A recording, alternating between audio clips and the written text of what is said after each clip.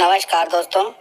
12,460 शिक्षक भर्ती में 30 दिसंबर 2023 को और 7 जनवरी 2024 को जिन लोगों को नियुक्ति पत्र मिला है और नियुक्ति पत्र मिलने के बाद जो वो सपना संजोए बैठे हैं कि हम विद्यालय पहुंच जाएंगे, आज नहीं पहुंचेंगे तो कल पहुंच जाएंगे, कल नहीं तो एक साल बाद पहुंच जाएंगे, वो सपना आपका अब सपना का सपना रह सकता है, ये आप जान लीजिए।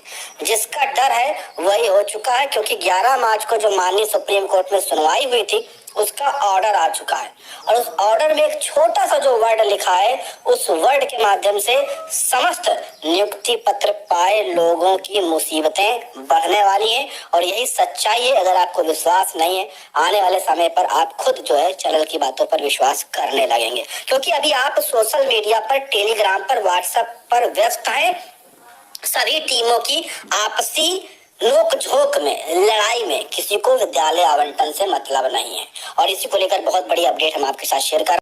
सबसे पहली बात, आप ये तो अपने दिमाग से निकाल दीजिए कि 3 अप्रैल को, 4 मई को, जुलाई में, अगस्त में, दिसंबर 2024 में आप सभी जितने भी लोगों को नियुक्ति पत्र मिला है उनको विद्यालय आवंटित हो जाएगा। ये आप सबसे पहले अपने दिमाग से अब निकाल दीजिए, बिल्कुल भी आप निकाल दीजिए। सच है, 110% सत्य है। बहुत सारे लोगों को बुरा जरूर लगेगा, सोशल मीडिया पर चैनल का नाम लेकर कहेंगे भी कि इसको कुछ नहीं पता है, लेकिन सच आपके जल्द ही सामने आ जाएगा, क्योंकि आपको सच सुनने की आदत नहीं। आप सोशल मीडिया पर अच्छी चिकनी चुपड़ी बातें होती है ना, वो सुनना आपको पसंद है और जिधर से वो बातें आती हैं उसी तरफ आप बस जा रहे हैं। चलिए कोई बात नहीं, हम आपको सच, हमारा काम है शेयर करना। शुरू से हम भर्ती पर अपडेट देते हैं, तो अब एक बार पुनः जो है अपडेट आई है तो हम आपके साथ शेयर कर देते हैं। अर्चना राय versus state of Uttar Pradesh, ये याचिका है। ठीक, अब इस याचिका पर 11 मार्च को कोर्ट नंबर 10 में सीरियल नंबर 60 पर जेके माहेश्वरी सर और संजय करोल सर की बेंच में सुनवाई हुई, जिसके बाद स्टेटस तो लिख कर आया, तो मैंने आपको बताया कि कुछ हो सकता है यहाँ से, लेकिन ये पता चला कि भाई 3/4/2024 को मामला सुना जाएगा। कोई बात नहीं, यहाँ तक कोई ज्यादा समस्या खास नहीं थी, समझ में चीजें नहीं आई, लेकिन मैंने आपको बताया था कि जब स्पष्ट तौर पर ऑर्डर आएगा तो चीजें खुलेंगी। सीधे ऑर्डर पे ही आते हैं। कोर्ट नंबर 10 का, आइटम नंबर 60 का, और ये देखिए जजमेंट जो है उमेश चंद वर्सेस स्टेट ऑफ यूपी, यही लिखकर आएगा, क्योंकि उमेश चंद में ही सारी याचिका टैग है, तो उमेश चंद ही सबसे आगे चलेंगे। ठीक है, अब इसमें सबसे पहले कि जितने भी इसमें आईए पढ़ी है, देख रहे हैं, जितनी भी आईए पढ़ी है उमेश चंद में, वो यहाँ पर आपको देखने को मिल जाएंगे। पेज भर के पढ़ी है, ये समझ लीजिए, आईए पढ़ी है। ठीक, ये देखते जाइए। उसके बाद इसमें जितनी भी अर्चना राय के साथ आईए पढ़ी है सभी आपको देखने को मिलेंगी, और उसके बाद यहाँ पर दिखाया जाएगा कि भाई 11 मार्च को यह मैटर कॉल्ड हुआ था, हियरिंग हुई थी महेश्वरी सर की बेंच में और संजय सर की बेंच में। ये भी यहाँ पर बताया गया कौन कौन से अधिवक्ता है, किस पार्टी की तरफ से, वो भी बताया गया सब कुछ। ओके, कुछ नहीं, यहाँ से समस्या कुछ भी नहीं है। बस यहाँ पर जैसे ही आप नीचे आएंगे और बस इस चीज को आप बहुत अच्छे से पढ़ लीजिए। इस चीज को, इस ये जो 2 वर्ड लिखे ना, बहुत ही समझ लीजिए आपकी नियुक्ति के लिए खतरा बनने वाले हैं। Leave granted, list the matter for hearing on 3 अप्रैल 2024। बहुत लोग कह रहे थे 3 अप्रैल को फाइनल सुनवाई होगी, कोई फाइनल सुनवाई नहीं। पहली बात, केवल 3 अप्रैल को मामला सुनने के लिए लगाया गया है। लीव ग्रांटेड का मतलब है कि अर्चना राय की जो याचिका है उसे पूरी तरह से जज साहब मंजूर कर चुके हैं। जज साहब को ये कंफर्म हो चुका है कि इस याचिका में जो प्रे की गई है, डबल बेंच का जो ऑर्डर आया है, ये गलत है, वो सही है, इसलिए इसे पूरी तरह से यहाँ पर मंजूर किया गया है, उस पर सहमति जताई गई है। समझ रहे हैं? अब सहमति जता दी गई है जज साहब के माध्यम से, तो अब सबसे पहली बात, ये एक लंबी समय तक बहस चलेगी, समझ लीजिए, कम से कम लंबा बहस अब चलेगा। और दूसरी बात ये कि अब जब तक इस पर फाइनल ऑर्डर नहीं होगा, एक कदम भी भर्ती प्रक्रिया आगे नहीं बढ़ेगी। तीसरी बात, नियुक्ति पत्र पाए लोगों में बदलाव संभव ही संभव है, ये भी आप जान लीजिए। लीव ग्रांटेड को लेकर आप हिमांशु राणा की कुछ दिन पहले की पोस्ट भी देख सकते हैं। साफ उसमें उसने कहा था कि अगर लीव ग्रांट हो गई तो समझ लेना मामला 2-4 साल चलेगा और सब के सब इसमें फंसेंगे, ये आप जान लीजिए। क्योंकि अभी आप केवल नियुक्ति पत्र पाए हैं, आप कार्यभार नहीं कर रहे हैं, आप वेतन नहीं ले रहे हैं, आप कार्य नहीं कर रहे हैं, इसलिए आपके नियुक्ति पत्र को कैंसिल कर देना बहुत बड़ी बात नहीं होगी कोर्ट के लिए, समझ रहे हैं। लेकिन अब ये प्रक्रिया जो हुई है, जो काउंसलिंग की प्रक्रिया हुई, ये दोबारा होना तय हो रही है। और सबसे बड़ी बात, अब यहाँ पर 051 भी होगा, ये भी सच है, देख लीजिएगा। यहाँ पर 0 का भी पक्ष सुना जाएगा, 51 का भी पक्ष सुना जाएगा। अर्चना राय का जब लीव ग्रांट हुई तो अर्चना राय में प्रे ही यही है कि जो डबल बेंच का ऑर्डर है वो उस ऑर्डर के अनुसार जो भर्ती हो रही है वो गलत तरीके से हो रही है।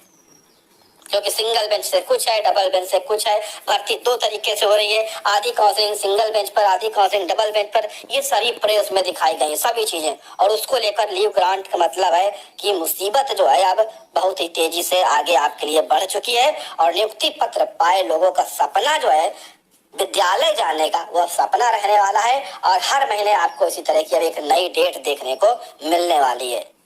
मैं नहीं चाहता कि ऐसा हो, ये आप जान लीजिए, मैं नहीं चाहता कि ऐसा हो, लेकिन दोस्तों ये सच है जो अब सामने आ चुका है और इस सच से आप मुंह नहीं मोड़ सकते। अगर मोड़ रहे हैं तो आने वाले समय में आपके सामने ये चीजें खुद होंगी। और 3 अप्रैल भी ज्यादा दूर नहीं है, उसमें आपको पता चल जाएगा जब अगली तारीख मिलेगी, समझ रहे हैं। और इसको लेकर जो लोग हैं वो आपस में किस तरह से लड़ रहे हैं ये मैंने आपको दिखाने का प्रयास किया है। लोग अपने अपने फायदे पर लड़ रहे हैं, समझ रहे हैं। लोग सोच रहे हैं कि कितना हो हम घसीट लें, कितना हो हम घसीट लें, वो सोच रहे हैं हम घसीट लें, बस इसी में लड़ाई चल रही है। और इन सभी लड़ाइयों जो लोग हैं, समझ रहे हैं, जो लोग नौकरी पाए, इन सभी की लड़ाइयों के बीच में जो अन्य चयनित लोग हैं वो संतुष्ट इस बात से है कि हमें तो नियुक्ति पत्र मिल ही गया है, कभी न कभी विद्यालय मिल जाएगा, इनको लड़ने दो। और इन सभी, ये आप लोग संतुष्ट हैं, जो मेरे नेता है वो लड़ रहे हैं, और इन सभी का फायदा उठाते जो अचयनित है वो लगातार हर एक सुनवाई में एक कदम आगे बढ़ रहे हैं। और इस बार देखिए उन्होंने लीव तक ग्रांट करवा ली, बहुत बड़ी बात होती है ये। सामने एएसजी मैम थी और उसके बाद भी लीव ग्रांट करा ली। जो लोग ये कह रहे हैं कि सरकार सब कुछ निपटा लेगी, तो ये स्थिति देखिए ऐसा कुछ होता जा रहा है। सबसे बड़ी बात दोस्तों कि जो है अब यह मामला बहुत ही पेचीदा होने वाला है, बहुत ही लंबा खींचने वाला है, बहुत ही इसमें समझ लीजिए तरह तरह की बहस अब होने वाली है। और सबसे बड़ी बात यहाँ पर लीव ग्रांटेड के साथ ये जो ग्रांटेड हुई है पटवारिया सर के माध्यम से, जानकारी ये भी है कि 3 अप्रैल की सुनवाई में मीनाक्षी अरोड़ा मैम आ रही हैं। और वो इसलिए आ रही हैं क्योंकि 18 मार्च को जो सुनवाई है रूप सिंह वाली याचिका, इसमें जो second counselling open to all है, ये भी मुद्दा जो है यहाँ पर करवाया जाएगा और इसको भी फंसाया जाएगा। जो सेकंड राउंड में नियुक्ति पत्र पाए उनको भी यहाँ पर पूरी तरह से इसमें फंसाया जाएगा, हर तरह से। 30 दिसंबर और 7 जनवरी को नियुक्ति पत्र मिलने के बाद जब माननीय सुप्रीम कोर्ट से 8 जनवरी को स्टेटस को हुआ, तब ही चैनल के माध्यम से आपको सारी स्थिति से अवगत कराया गया था। लेकिन तब आप सभी ने चैनल का विरोध किया था और विभिन्न सोशल मीडिया पर वीडियोस के लिंक शेयर करते हुए कहा था कि चैनल को किसी भी प्रकार का कोई ज्ञान नहीं है। और वह गलतियां जो है धीरे धीरे अब किस स्थिति में आकर पहुंच चुकी हैं कि नियुक्ति पत्र क्या वाकई में फंस गए, हम आपके साथ सच बताएंगे। स्कूल आवंटन अब होगा भी कि नहीं, ये भी हम आपके साथ सच बताएंगे। और 3 अप्रैल को माननीय सुप्रीम कोर्ट में अब क्या क्या हो सकता है, ये भी हम आपके साथ सच शेयर करेंगे। सबसे पहले गलतियां देखिए, अगर 8 जनवरी को सरकार का कोई बड़ा अधिवक्ता या समस्त चयनित लोगों की तरफ से कोई एक बड़ा अधिवक्ता किया गया होता तो स्टेटस को जैसी स्थिति ना होती और सभी लोग आज विद्यालय में होते।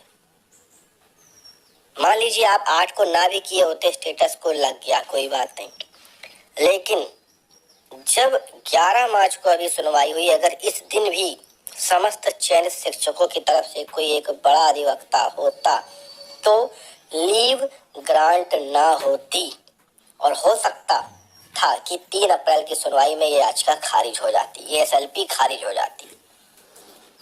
लेकिन हर कदम पे चयनित शिक्षकों के माध्यम से गलती की गई और उस गलती का नतीजा आज की स्थिति आकर बन चुकी है। क्या क्या चीजें हैं हम आपके साथ शेयर करेंगे। सबसे पहले बात कि 11 मार्च को जो सुनवाई हुई थी उसको लेकर कल देर शाम ऑर्डर आ गया है, जिसमें अर्चना राय वाली जो याचिका है वो मुख्य याचिका थी, जिस कारण से भर्ती प्रक्रिया पुनः रोकी है।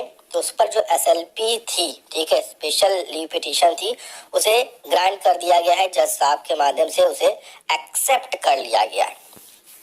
मतलब जज साहब ने यह स्वीकार कर लिया है कि अर्चना राय ने अपने प्रे में कहा है कि डबल बेंच का जो ऑर्डर है वो गलत है, ये नहीं होना चाहिए, गलत तरीके से ऑर्डर है और गलत तरीके से भर्ती हो रही है, जिस पर जज साहब ने सहमति जताई है कि हाँ ठीक है। और इसी कारण से उनकी जो स्पेशल लीव पिटीशन थी उसे मुख्य याचिका के रूप में एक्सेप्ट कर लिया है। यानी कि अब ये एक तरह से देखा जाए तो मुख्य याचिका है, मुख्य तौर पर इसकी अब सुनवाई होगी और इस पर सुनवाई होगी अब कंफर्म। लेकिन अब केवल अर्चना राय वाली याचिका नहीं है। अभी तक क्या था कि अर्चना राय वाली याचिका को अगर आप खारिज करवा ले जाते, जो 2-3 सुनवाई हुई, तो सीधे विद्यालय आवंटन हो जाता, ये स्थिति न बनती। लेकिन स्थिति अब पूरी तरह से बिगड़ चुकी है।